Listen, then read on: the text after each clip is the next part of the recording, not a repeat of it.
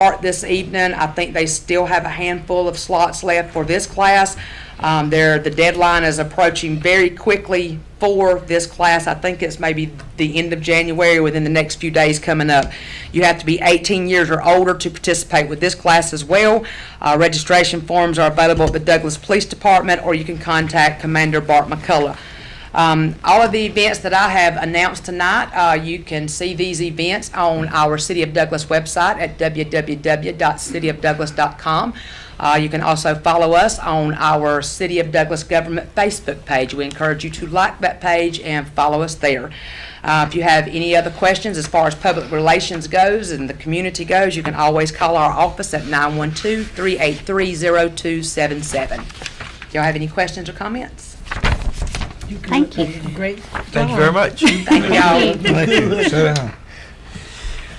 At this time, I will entertain comments from the commissioners. We'll start off with Mr. Roper, since he's had a little vacation on us. Mr. Roper? Well, my first thing is to say that I miss you all. I wish I was here when y'all had your meetings, but it seems like y'all can get on fine without me. But I have really enjoyed my first year. We had a little slump in there at the end of the year that I didn't appreciate too long. It went too long. But I think we're back on track, and I'm pleased with that. And we're about the people's business. And there's so much, and I got so much to keep up with. I had the trail that Batten brought that back up again tonight, and Jacob. And I've been struggling with that trail since the very beginning. And we've been sidetracked and put up a little park and everything else. And now we're going back to the trail. And I think it's always have been a fine thing. And you're going to find out just how much it's going to mean to this community once that land is finished being sold and that track out there, that high school, used to be high school, is taken out. We put lights out there from the city. I want to get those lights back to the recreation department. That's where they come from. We got them out of, they had a little football field over there to west side of town at Community Park, and we didn't have enough. It was a flag football field, and they didn't have enough to participate back in that time. But now I understand it. They run it all out our ears. But I do say to the people out here in this community, we got something to do. We need your funds sent to Parks and Recreation for the Miracle Field for these handicapped children. Send your money on down there and let's get us on the way. But we can do something in my lifetime. I don't wait till I'm dead and come up and go to crying, because I might get up at that time. But I have been pleased to serve all the years that I have served. I don't know, nobody really know how long I've been here.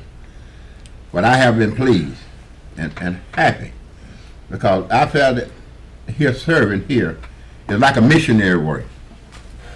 I'm serving the people. I'm a server, not just a mission. I'm a server. And I enjoy that, when I can meet some of those old people that are older than me. Let me get that straight now. Older than me, that stop me on the sidewalk or in the store somewhere and just want to talk and tell me how pleased they have been with me over the years. They have proven that to me. Because I've been off and on here like a yo-yo on a string, and they'll send me back. They'll come get me if I stay gone too long. And I appreciate that, because once I leave here, I'm going to leave one day, and we all are. I want to leave my foot tracks in the sand and say, well, you know, if old Roper had been here, this wouldn't have happened.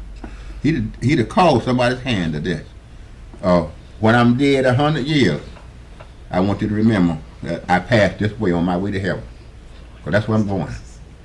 I don't plan to hang around nowhere but heaven. There but two places to go once you leave here.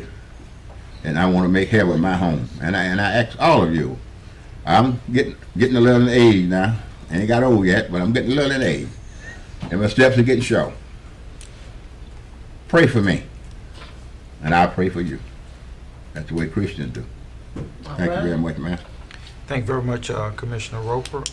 Mayor Pro Temp Moore, how are you doing? Thank you much. I wanted to tell you that the mayor did have first-hand information on the Falcons game. because he did a slip off and attend it that night.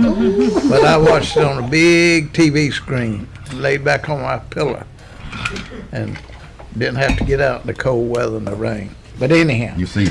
speaking of the rain, does people know that when it's raining and you cut on your windshield wipers, the state law is that you cut on your headlights? Apparently, a lot of Everybody know people that? don't understand that law. Yeah. They don't.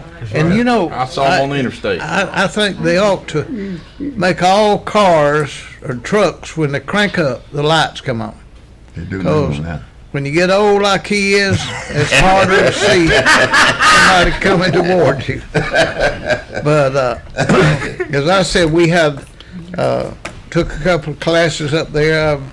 I think I got about 35 hours and Lots. a lot. But they had the one on, as I said, they had two new ones that was, they require you to go to, but they were both pretty informative. Sometimes they get dull, they change the name of them, but if you pick up something, if you go to enough of them. Yeah.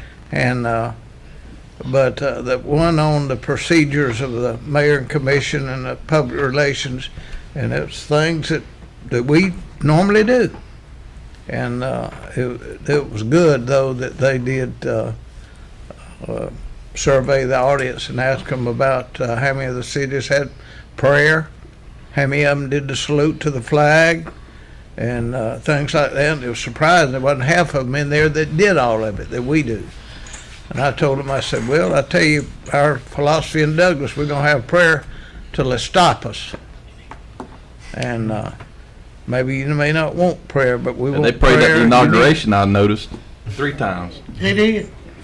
Yes, they did. I need the prayer and y'all need to practice. And, and don't forget Charlie Davis. He lost his dad and he lost his nephew. So let's remember Charlie and these other people. Old Dr. Bagley died in Alma. A lot of you knew him. I went to school with his wife 20 years ago, probably. But Speaking of it. but anyhow, Dr. Bagley passed away. He doctored all these years, and anyhow, I would like to go on the ball game if I'd have had tickets, but I didn't have them. I want to see you walk up. But anyhow, that's all I got there. Well, you know something. Now let me say this right here. The mayor pro temp and our junior council, Daniel and Benjamin. B&B. Oh, they had a time. Over here. You can't say that man's not young at heart. Yes, he is. Oh yeah. Boy, they had that rascal walking all over the place. They had him walking all over the place. But you know, that's good. That gives us an opportunity to talk to our youth. I'm sure they talked about a number of things. Probably more than Mr. Moore really wanted to talk about. But if you ever get the opportunity to meet Benjamin, you're in for a treat. As a matter of fact, we're starting the campaign to get Benjamin a phone. Yeah, I think he ought to have one. He can go down there. He can go down there by the burger place, Crystal, and they'll give him a phone. They give him a phone. Yeah. Got that? I think you have to be at least 18. Commissioner Pearson, your comments, please. Thank you, Mayor. I'd just like to first of all say it's good to see Commissioner Roper back and doing well. Also reiterate about keeping Charlie Davis in our prayers. I tell you, when it rains, it pours. My heart goes out to him at this time. The other thing is regarding Mayor's Day, I got a response back from GMA Board of Directors and said that Mayor's Day was definitely a success with approximately 1,000 city officials attending GMA's annual legislative meeting. Highlights of Monday morning's legislative networking breakfast included Governor Nathan Deal declaration on unfunded mandates, and he stated he wants everyone to know he is not in favor of unfunded mandates. Also, I had the opportunity to take a class as well to continue my education.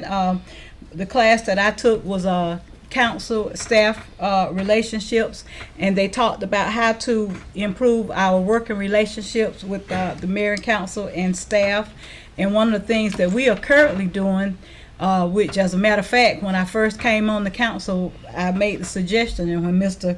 Jacobs came on board, he implemented it. I had been talking with Danny Lewis about a retreat, and Mr. Jacobs got that implemented, and that's a very important thing where the mayor and council can go and work, and also you have your staff to come in to work on goals and stuff that to try to make your cities better. So that was what my class focused on, and it was just very informative. All of them, I just always enjoy when GMA, they do a great job of providing training to elected officials if you take advantage of it.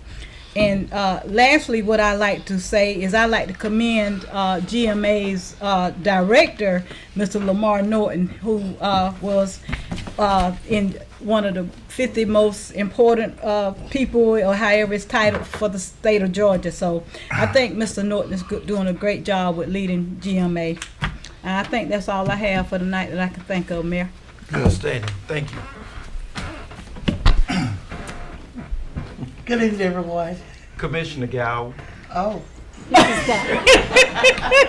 This is the Commissioner you Durham show. You gonna regret me. Commissioner Durham. Good evening. Good evening. I want to echo everybody else, and we're glad to have Commissioner Roper back with us. We missed him, having him up there with us in Atlanta. Yeah. Hopefully we'll have him in Savannah in June. It's always good to have him there with us. I guess, well, they had the luncheon kind of thing to wrap things up and to honor all of our folks that received training awards. You know, we started getting, everybody was getting texts and checking, you know, their phones about the weather, and it was kind of surreal, you know, when you think about it, because you know, we know about bad weather and we've seen it on, you know, on other areas, but we really got hit hard. You know, best I can tell, 15 people lost their lives, and we've got 88 injured throughout South Central and Southwest Georgia. Many of you probably heard, you know, we had a couple that lived over in Berrien County. Their son is the baseball coach there at Berrien County High School. They lost their life when a tree hit their house. You don't ever know when these things can happen. We appreciate all of our staff, as well as, you know, in the city as well as the county, for what they do to help keep things cleaned up and provide the electrical services they need, and the public safety, of course. And I just want to echo what I said before. You know, from what I've seen, you know, if you go, we're talking about, you know, I was driving back through Moray the other day before yesterday, you know, and a citizen I think we all know from Willacoochee area, you know, his home got hit. You know, those big trees in your yard, if you're able to, it's probably a good thing you need to see about cutting those trees down, because you do not want a tree of that size coming down on your house. And you know, I feel very blessed and grateful that we dodged a bullet here in Coffee County, but I want to echo everybody else's comments that let's make sure that we're praying for these families that have lost folks and that are suffering right now, and donate. I noticed on the radio they said there's a GoFundMe account set up specifically to help the victims over at Adel. We all know they got hit the hardest. They lost 7 individuals there in one mobile home park. So they've got a GoFundMe account set up. I'm sure there's, you know, we're going to have Southwire's going to have a trailer here next to City Hall where you can donate.